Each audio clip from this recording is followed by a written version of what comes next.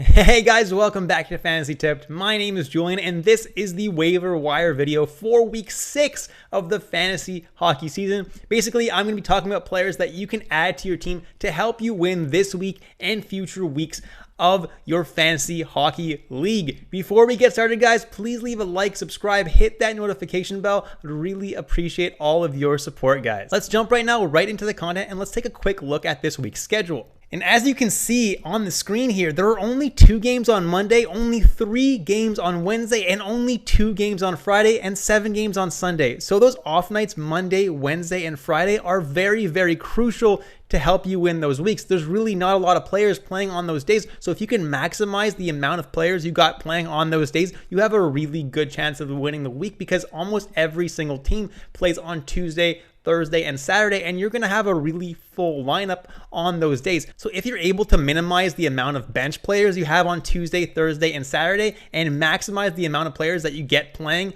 on Monday, Wednesday, Friday, and even Sunday, you're going to do really, really well this week, and that should ensure your win. So this week, there are 3 teams that only play 2 games. Every other team in the league plays 3 or 4. Those 3 teams are Anaheim, Boston, and Colorado. So particularly Anaheim and Boston players are not super valuable this week because they play on pretty busy nights as well. While Colorado only plays 2 games, they play those 2 games on Wednesday and Friday, which actually makes Colorado players pretty valuable this week because there are no other teams playing Wednesday and Friday except for Seattle and Vancouver. This makes Seattle, Vancouver, and Colorado players especially valuable this week because there really are not a lot of games on Wednesday and on Friday.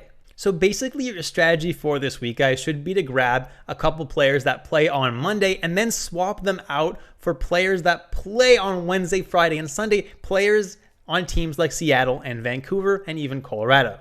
So jumping into some forward options for this week now, and first on the list I have Nazem Kadri, who's currently 36% owned. He plays for Colorado and gets to play on the second line with Burakovsky and Nichushkin. It's a pretty good second line. He also gets second power play time. And for this week, for those Wednesday and Friday games, definitely a great streamer. Next I have Jordan Eberle of the Seattle Kraken playing on the top line with Jaden Schwartz, getting a lot of power play time, and he's really, really hot lately. Definitely a great streamer for those Wednesday, Friday, and Sunday games. Next, I have Yanni Gourde playing on the second line with Tanev and McCann. That's a pretty good second line, guys.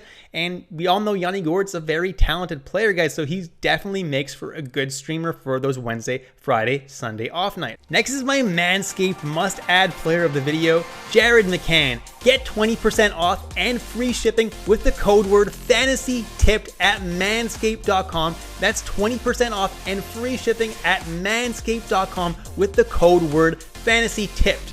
Unlock your confidence, guys, and always use the right tools for the job with Manscaped.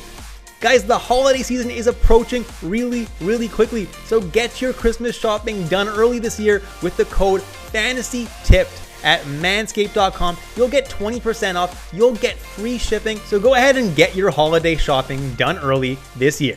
Now, Jared McCann is someone who finally came off the COVID IR, comes back and immediately scores 2 goals, and he barely played. He only played 13 minutes. I think that was to ease him into the lineup because Jared McCann should slot in on that second line alongside Tanev and Gourde, which is a pretty good line, and he should get a good amount of top power play time as well. I'm not too worried about that. McCann, in my opinion, is Seattle's best player, and he should continue to put up points for the rest of the season.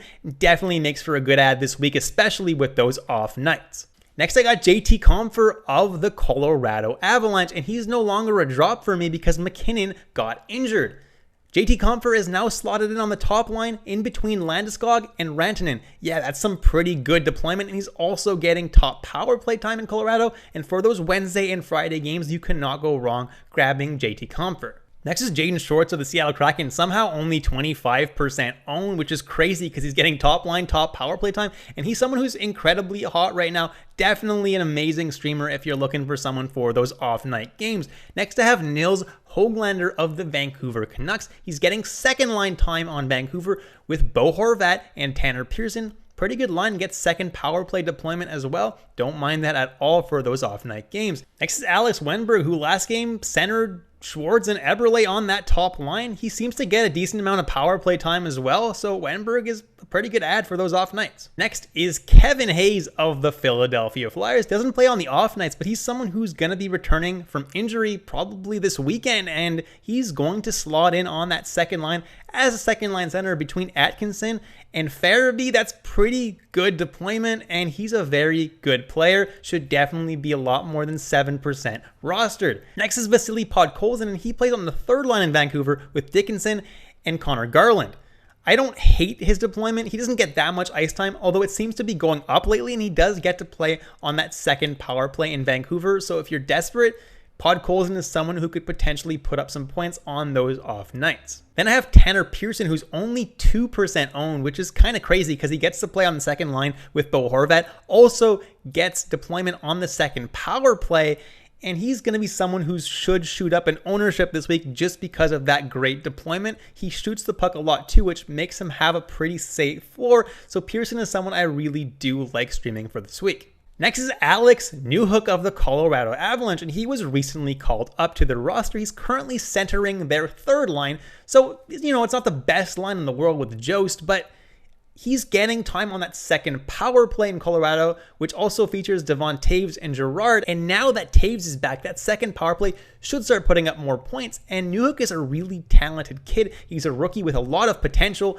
and he could definitely put up a few points on those Wednesday and Friday off nights. Next, I have Sonny Milano of the Anaheim Ducks, and I know I told you guys that Anaheim only plays 2 games this week, and those 2 games are on Tuesday and Thursday. So you don't necessarily have to pick up Milano if you don't have room in your lineup on Tuesday and Thursday, but he's definitely somebody to keep an eye on because he's very hot right now, getting a lot of power play time, and he's putting up some points. Next is Valerie Nichushkin of the Colorado Avalanche, only 1% owned, but he's playing second line with Burakovsky and Kadri and also seeing PP2 time, which is fantastic. He's got great deployment, and he's definitely someone that makes for a great streamer for those Wednesday and Friday game. And last but not least, I have Marcus Johansson of the Seattle Kraken, who's owned in only 1% of the leagues, but seems to be getting a good amount of power play time recently. And if you're desperate in a really, really deep league, Marcus Johansson might just be the guy you need to stream for those off nights. So jumping into some defensemen now, and first on the list is Rasmus Andersson of the Calgary Flames. Thought I wouldn't be able to include him this week, but he's still below 50% owned. He's doing very well on that top Flames power play. He's having a great season this year. Definitely should be over 50% owned. Next I have Evan Bouchard of the Edmonton Oilers, having a fantastic season in his own right. He gets to play with Darnell Nurse, which is just great for him, and he's just putting up stats. He's putting up points left and right, and he's doing very well all around. Next, I got Shane Gostisbehere of the Arizona Coyotes, and he's having a really, really good season. He's very, very hot right now. He's playing on the top Arizona power play alongside Chychrun, and unlike Chychrun, he's actually putting up numbers right now, and he's definitely, out of pretty much everyone to own in Arizona, he's probably the guy to own in Arizona right now. Next, I have Adam Larson, and I know I have already a lot of Seattle Kraken on this list, guys, but I cannot emphasize how important it is to have players playing on those off nights instead of having guys sitting on your bench on, the very popular nights of Tuesday, Thursday, and Saturday. There's no point of having guys sitting on your bench. Obviously, you're not going to drop any studs that you have, but if there's guys that you have that are pretty low ownership and you can drop them for guys who are actually going to get you games next week, that's really going to help you. And Adam Larson is someone who can help you get games. He's a guy who's not going to really put up points, but he puts up blocks and hits for you. So if that's what you need, he has a pretty safe floor for each of those off nights. Next is Filip Hronek of the Detroit Red Wings, and I like him because he does play Monday and Tuesday.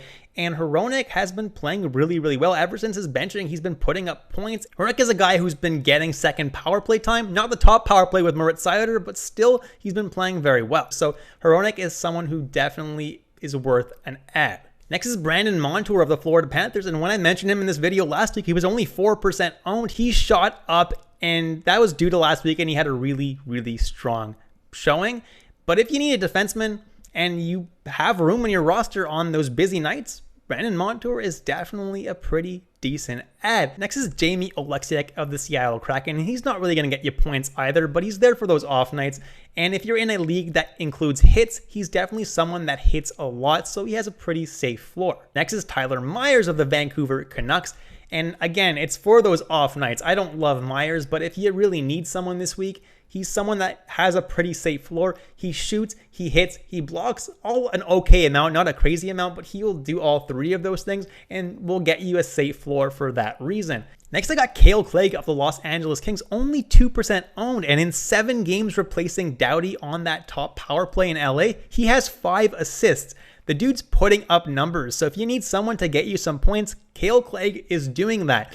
And last but not least, I have Chris Weidman of the Montreal Canadiens. Not my favorite option by any means, but if you're really desperate in a really deep league, he doesn't see a lot of ice time, but he does see a lot of power play time. So there's always that upside there for him to potentially put up a point or two. Jumping into some goalies now, and first on the list, I got Nedeljkovic and Greiss. They continue to split the games for Detroit. So if you need some starts, Nedeljkovic and Greiss will basically get 50% of the starts each. Then I got Reimer and Adin Hill. It looked like Reimer was stealing the job, but then Adin Hill played very, very well on Tuesday night. So it looks like it's probably just going to be a time split for the rest of the season, guys. Adin Hill and Reimer are both really good goalies. So if you're able to grab one, you will get 50% of the starts for San Jose. And then Jonathan Quick for the LA Kings seems to be starting like 2/3 of the games for LA, which is crazy because everybody thought Cal Peterson would be starting the majority of the games for LA, but no, it's Jonathan Quick, and he's playing very, very well. So he definitely makes for a pretty decent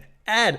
Next is Karel Vejmelka of the Arizona Coyotes, and he's starting basically every single game for them.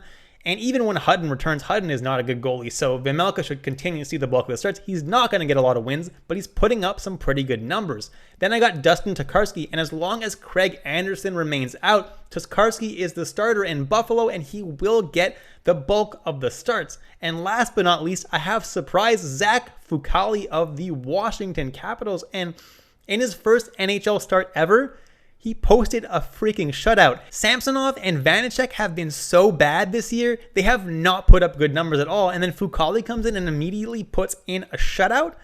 That looks good for him. I think they're going to give him some more starts. And I think they're going to start with Sunday this weekend and possibly next week as well. Washington has 2 sets of back-to-back games coming up this week, Tuesday, Wednesday, and Saturday, Sunday. If you're lucky, Fucale may get Wednesday and Sunday on those off nights, and then you'll get 2 goalie starts on days where there's pretty much no games, which is absolutely fantastic. So Fucale honestly makes for a pretty decent ad. And that's it, guys. Thank you so much for watching all the way through. Please leave a like, subscribe, hit that notification bell.